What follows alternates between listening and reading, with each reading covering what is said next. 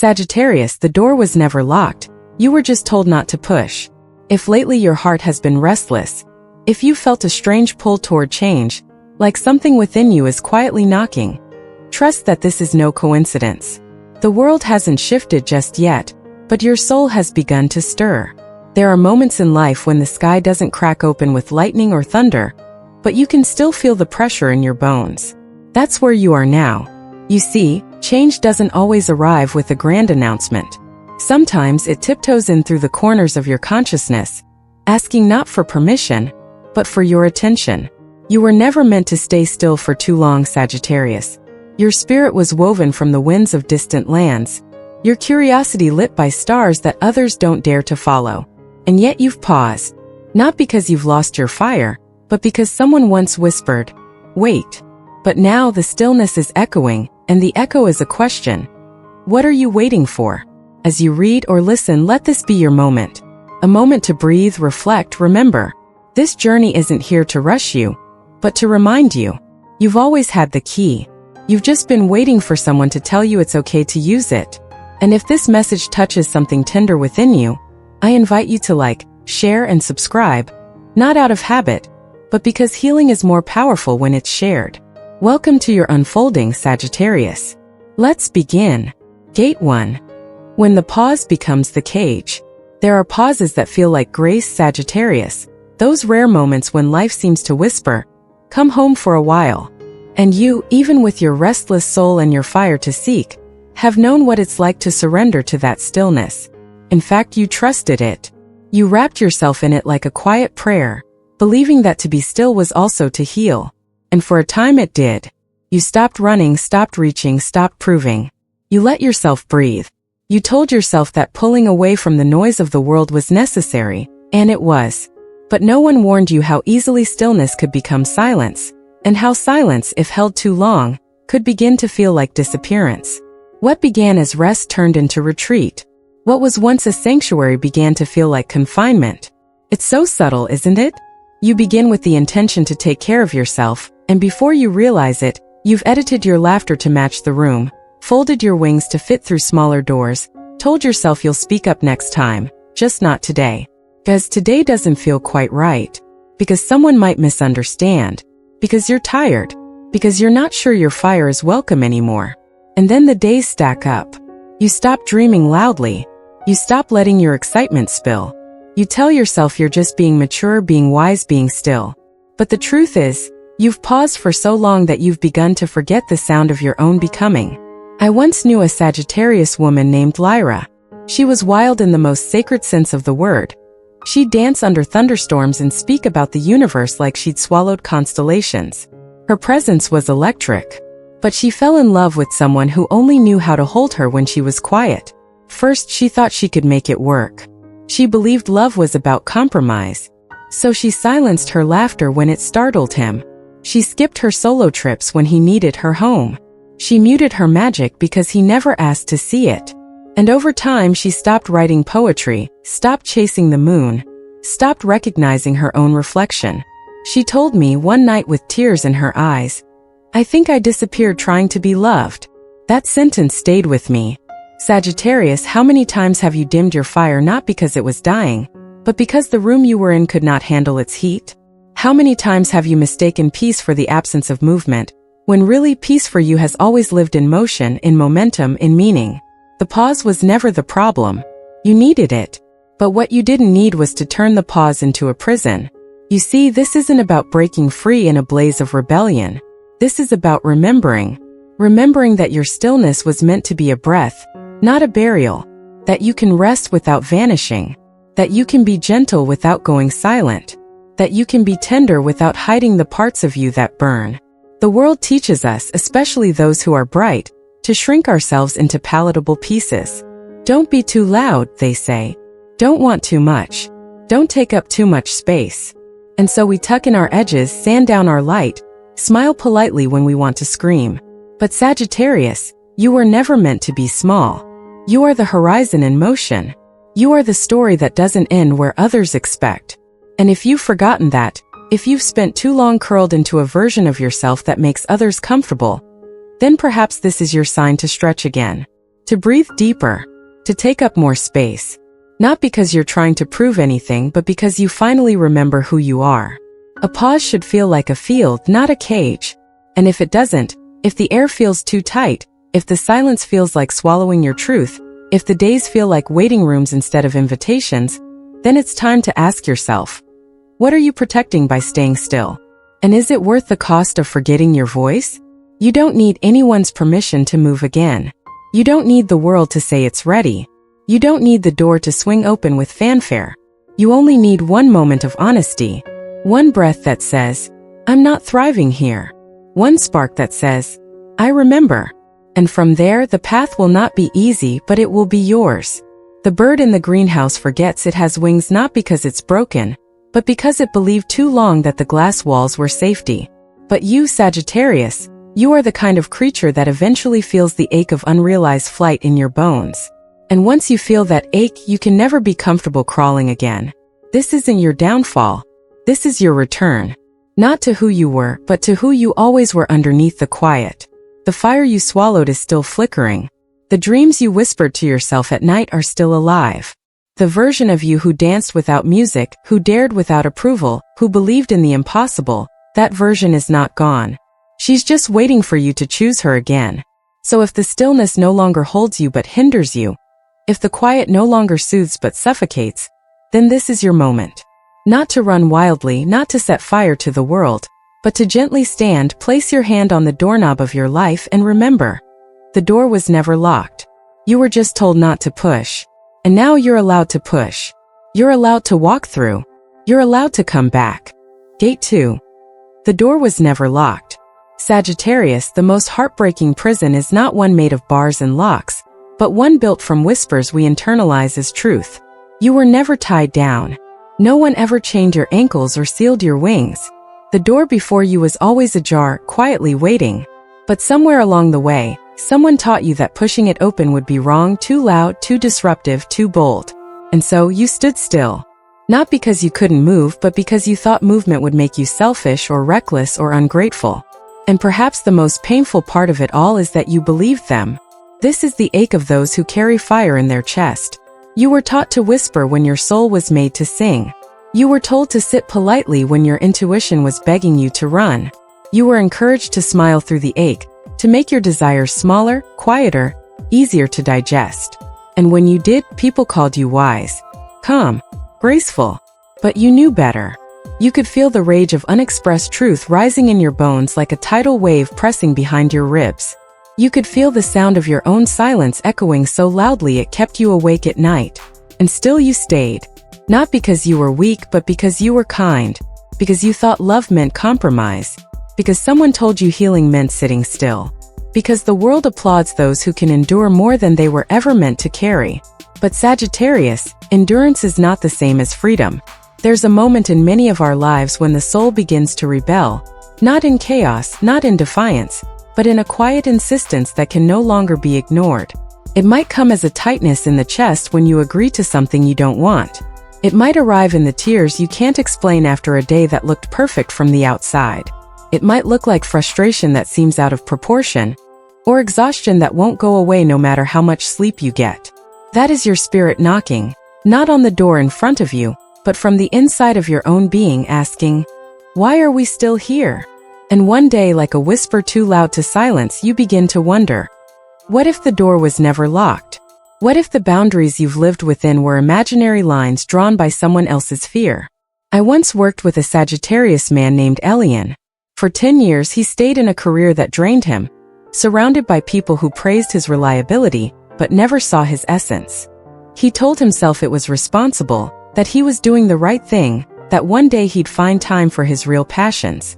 But he never did. Not until one morning, after a long night of dreaming, he woke up and said aloud, I can't do this anymore. And something about hearing his own voice say the truth startled him. He said it again, softer. I can't do this anymore. That sentence was the crack. That day, he didn't quit his job or burn bridges. He just stopped lying to himself. And in that honesty, the door appeared. Not created, not built, just revealed. It had always been there. Sagittarius, your door is there too. The one that leads not to escape, but to expansion. The one that doesn't ask you to abandon what matters, but to reclaim what's been buried. You don't need to run from your life. You only need to return to your voice inside it. Because when you speak your truth softly at first, then louder as you remember how, you will see how many walls were never real. How many limitations were taught, not chosen. How many of the people who said, "You can't," were only echoing their own fears. The most profound liberation is not in leaving the house. It's in realizing the house was never locked. You are not behind on anything. You didn't waste time. You weren't stupid for staying. You were loving. You were cautious. You were careful with your hope. That deserves reverence, not shame.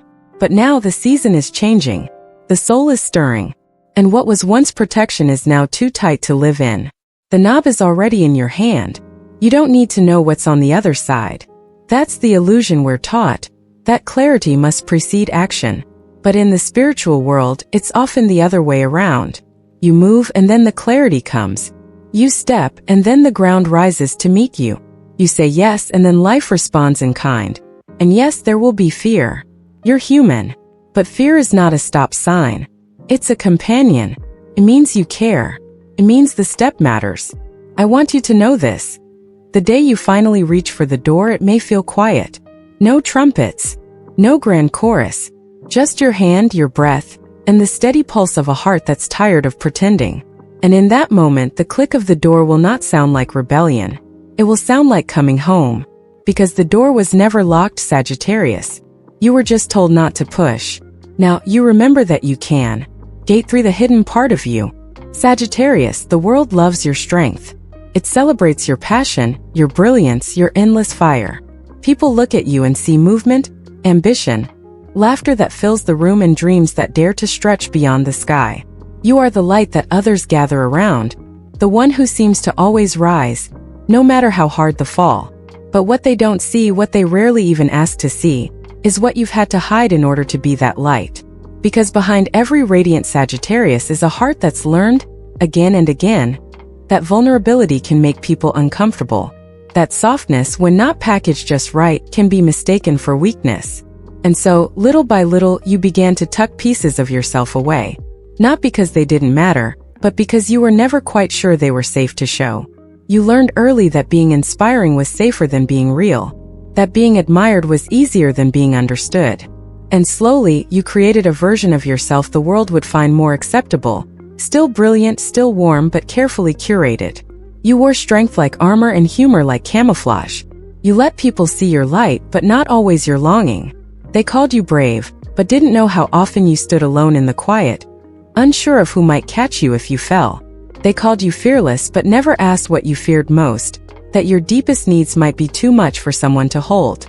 That the real you, the raw and unfiltered one, might not be chosen if seen in full. There is a loneliness that comes with being the one who always bounces back. It's a strange kind of isolation, to be loved for your strength and simultaneously invisible in your sorrow. People come to you for energy, for direction, for light. But who do you go to when your own fire dims? Where do you go when you don't want to lead, when you don't want to be the inspiring one, when you just want someone to see you, not your potential, not your performance, but you? I remember a Sagittarius client, Nico. From the outside, he was a force. Successful, magnetic, adored by many. But one day in session, he said something that stopped me. Sometimes I wonder if anyone loves me when I'm not shining. And there it was, the ache behind the brilliance. He had spent so long being everything for everyone else that he forgot he was allowed to just be.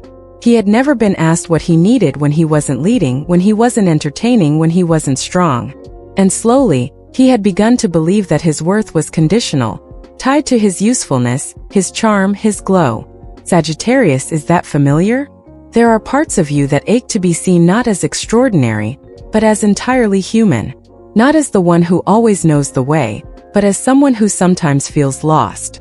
Not as the eternal optimist, but as someone who in quiet moments longs to lay down the sword and be held. And if you've hidden these parts for so long that even you've forgotten where they live, then let this be your permission to come back to them. To reach for them gently, as you would a part of yourself that was never meant to be exiled. The most powerful healing doesn't come from pushing forward.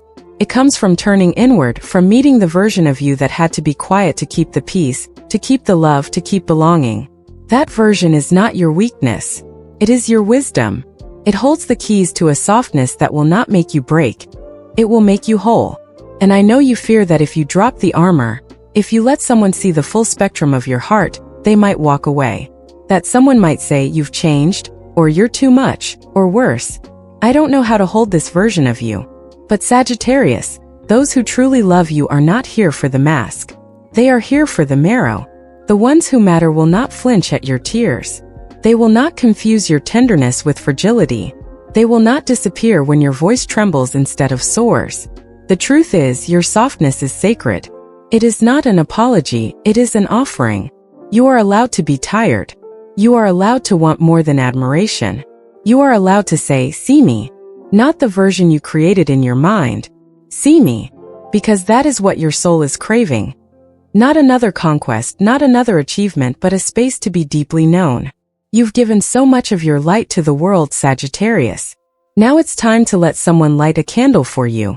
To allow love not because you're impressive, but because you're real. Not because you're inspiring, but because you're true.